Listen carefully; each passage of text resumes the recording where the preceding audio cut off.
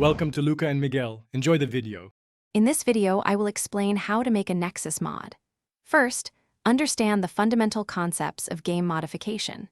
This involves learning about game file structures and the various types of mods available. You will also need to identify essential tools, such as a game's official creation kit or third-party editors.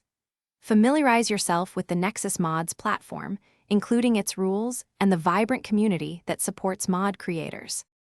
Careful planning is crucial for a successful mod. Begin by clearly defining your mod's purpose, whether it's adding new content, improving graphics, or balancing gameplay. Research existing mods to ensure your idea is unique and compatible with other popular modifications. Outline all necessary assets, scripts, and resources, considering the game's engine and any technical limitations.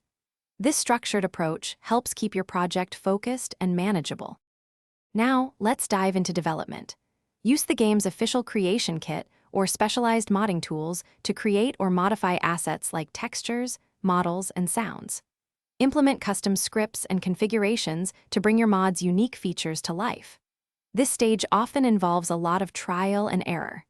Rigorously test your mod for any bugs, conflicts with other mods, and performance issues to ensure a smooth user experience. Finally, it's time to share your creation. Prepare your mod files, ensuring they are well organized and include clear, concise installation instructions.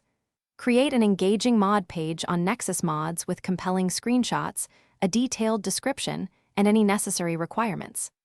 After publishing, actively engage with your users, provide support for common issues, and release updates to fix bugs or add new features. This fosters a positive reputation and extends your mod's lifespan. Thanks for watching and please subscribe. It's the best investment you'll ever make.